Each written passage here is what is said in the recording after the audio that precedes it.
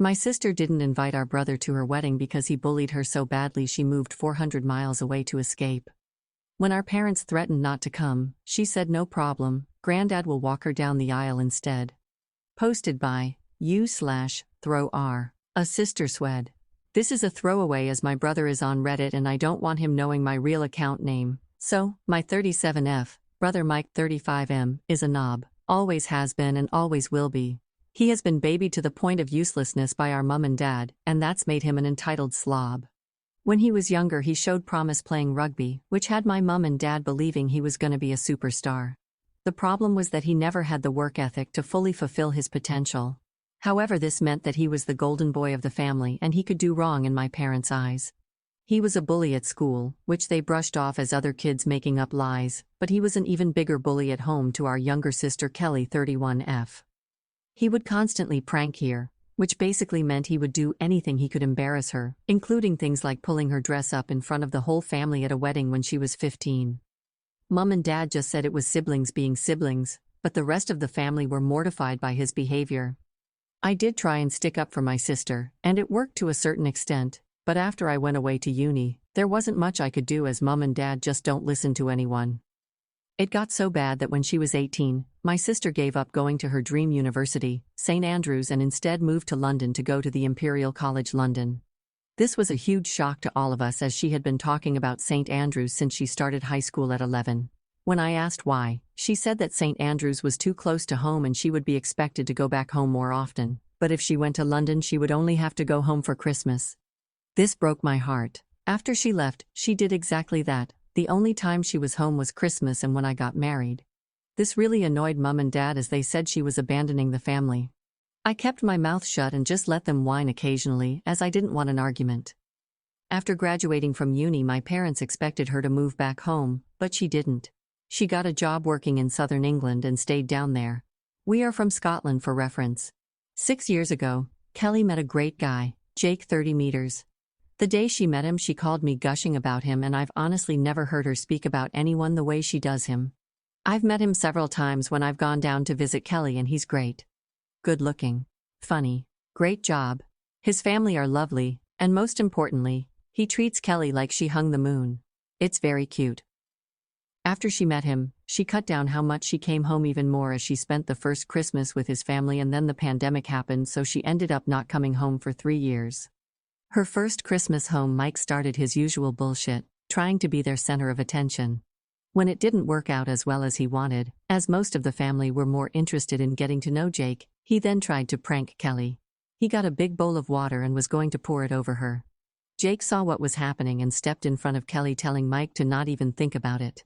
Side note, Jake is 6'3" and has been doing martial arts since he was 4, so he can be very intimidating when needed. Mum and Dad tried to play it off as a harmless prank, but Jake was having none of it.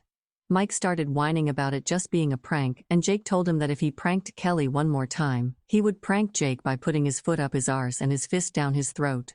Kelly and Jake left about an hour later, but after that Mike, Mum and Dad all had an issue with Jake. Kelly hasn't been back home since. That leads us to now. Kelly and Jake are getting married. They sent out invites in February for August. However, they didn't invite Mike. Mum and Dad are obviously incensed by this, and had a huge argument with Kelly. They threatened not to go, and Kelly just said no problem she would get Granddad to walk her down the aisle. I went around to their house on Saturday with my kids. Immediately my mum started complaining about Kelly and the wedding. I sat and listened for a while before I'd had enough. I asked her what she actually expected. Her and Dad have allowed Mike to be the golden child and get away with everything. Because of that, he can't keep a relationship. Due to him thinking everyone should do everything for him, he can't hold down a job because every job is beneath him and he is still living at home with zero prospects in life. The man-child is a bully who I don't trust to be around my children unsupervised. He bullied Kelly for most of her teen years and her only escape was to move over 400 miles away and never come home. My mum got very quiet and then asked me to leave. A few hours later my dad called, going mad because I'd upset my mum and was taking the side of an ungrateful little girl instead of my parents who gave me everything. This started a huge argument between me and him where I told him he'd been a crap dad to Kelly and didn't deserve to walk her down the aisle. I've just had enough, but now I've got extended family members telling me I've gone too far as my mum is barely speaking to anyone and keeps crying. My granddad said it was about time I told them off, but my grandma is upset by all the arguing. So, AITAH for telling my parents that they sucked and deserved to be kicked out of my sister's wedding. First update, 3 days later. Hi all. That post took off a lot more than I thought it would. There were way too many comments for me to respond to, but I tried to read every one of them. I was asked for an update, so here it is. There were a few things that came up repeatedly, so I'll address them first. The pranks only started after I had left and gone to uni. He would say things to Kelly, and I would have a go back at him when we were younger, but it wasn't anything more than that until after I'd left home, so there wasn't anything I could really do to stop it. I did speak to our parents, but they're useless. The second thing was about my kids. I didn't bring my kids around them very much as they didn't like going to my parents' house. They said it was boring and they don't like Mike. However, after all the comments I got about this, I sat them down and asked them again. For my daughter, it really is just that she finds it boring and says that Mike is a weirdo. My son, however, said that he doesn't like being around my dad as he keeps trying to make him play rugby. I have heard these comments and told my dad to drop it, but he would still make the comments occasionally. I had no idea that it was upsetting my son though, so this surprised me. My son doesn't like sports, be it watching or playing. He's very much like his dad in that regard. He's a Pokemon kid, playing online and goes every Thursday evening to play in a tournament at our local card shop, so rugby is an absolute no-go for him. The third thing was about security at the wedding. I spoke to Kelly and Jake said that 2 of his groomsmen are police officers who are aware of the situation, so that won't be a problem. Lastly, there were a lot of comments about Mike being the golden child. For a bit more backstory, he wasn't really the favorite until his talent in rugby came to light. After that, he was special and had to be treated that way. I think he was seen as mum and dad's way of being special themselves within the family, as they had such a super talented child.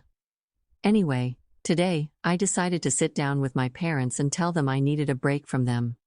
When I got there, my dad immediately wanted me to apologize to my mum, but I said that wasn't going to happen. There was a bit of back and forth between him and I, until my mum stepped in and asked why I was there if not to apologize. I told them that I'd spoken to Kelly and she didn't want them at the wedding at all. That they needed to stay away and respect her decision. They weren't happy but said they wouldn't go where they weren't wanted. I then told them I wanted space until after the wedding as I couldn't keep being around them and keeping my mouth shut. I thought that space would be good for all of us. My mum wasn't happy and started talking about seeing my kids. I told them the truth. My kids hated coming to their house and told my dad exactly why my son doesn't want to be around him. He got upset by this and said that rugby would be good for him.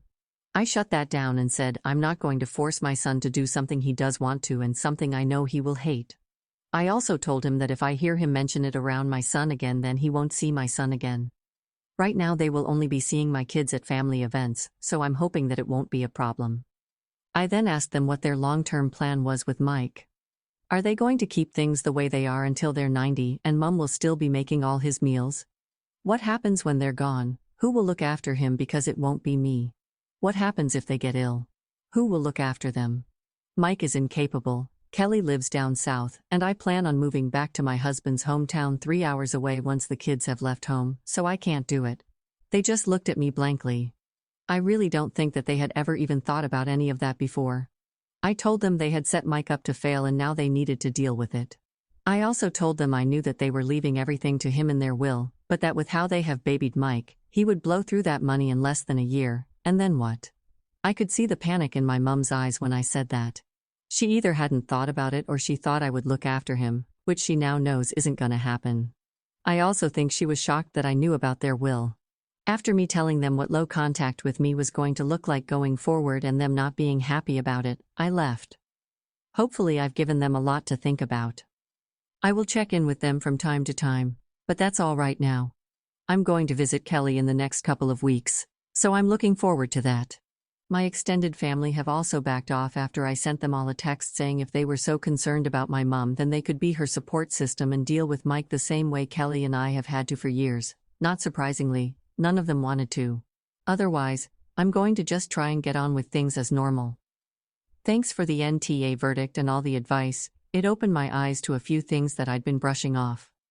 Second update, nearly 3 months later from update 1. Hi all, sorry I went MIA, but I've been super busy. Not with this issue, but just with life in general. So Kelly got married last weekend and everything went without a hitch. Our parents and Mike didn't even try to attend, but I know that Mum did try to contact her a few times before the wedding via other family members. Kelly wasn't interested and made that clear by not responding and/or threatening the family member that they would be uninvited as well. That put an end to it. Mike is still a drain on society according to a cousin of ours. I don't know firsthand as I've not been in contact with him at all. I've spoken to Mum and Dad once since the last post and they haven't changed, so I don't have the energy to deal with them. My kids don't miss them one bit either, so it's not been a problem keeping the kids away from them. Right now, I'm just going to get on with my life with my husband and kids. I've been talking to Kelly a lot more since all of this, which is a huge positive to come out of it. Sorry that there were no dramatics, like Mike and our parents trying to storm the wedding, but everything went smoothly. Thanks for all the comments and advice in my previous posts. Third update, a bit over 3 months later from the previous update. Hi all, I said I would update if anything changed, and something has started too. I think my mum has finally woken up and seen the light when it comes to Mike. It was my son's birthday 2 weeks ago and my mum reached out to say she had got him some presents. I was a little reluctant to accept the presents as in the past they've all been rugby-based, but she promised that they weren't this time, so I let her come around to my house and give them to my son. Turns out my son is easily bought LOL. A friend of my mum's had gone to Seoul on holiday in October and my mum had asked her to bring back some Pokemon cards if she could find any. My son loves Asian Pokemon cards and has a whole separate binder just for them. She brought back 20 packs back for him. My mum also got him a Pokemon backpack and a Teddy and Funko Pop of his favorite Pokemon. She had really put a lot of thought into what he likes and even went to our local card shop and asked there about what to get him. Needless to say, my son was ecstatic. To me this showed that she was really trying, and after that I agreed to meet her for lunch a few days later. She told me that her and my dad were fighting all the time because of Mike. She had put her foot down and said that Mike needs to get a job and stick with it, and that she isn't going to give him any more money. My dad defended Mike, no surprise there, and said he just needed more time to find himself. This had led to loads of arguments and my mum going on strike. She isn't cooking for either my dad or Mike and isn't doing their washing or ironing. This is something she had done before when she is royally pissed off. She said that I was right when I told her that they weren't helping Mike by babying him and he needed to grow up. I was a little shocked by this, but very happy about it. I am speaking to her regularly again and she seems to be adamant about Mike getting and keeping a job. I'm still a little reluctant to trust her fully as she could very easily go back to how she was before, but I'm calling this a little bit of progress. My dad still has his head up his arse though, no change there. Anyway, I had a spare 10 minutes and thought I'd keep you all updated. We will see how Christmas goes and if my mum backs down, but fingers crossed she has turned the corner. Fourth update, nearly 4 months later from the previous post. Kelly is doing great. She is super happy with Jake and is over the moon that she is going to be an auntie again. I saw her over New Year when she stopped off on her way to Edinburgh for Hogmanay, which was great. My mum stayed with her sister over Christmas and New Year as she needed a break from Mike and Dad, who went to Dad's parents. Dad is still fully enabling Mike, but Mum has really turned a corner. I think her nearly losing both her daughters and grandchildren got through to her and she has realized that her and Dad have set Mike up to fail as well as not being fair to us.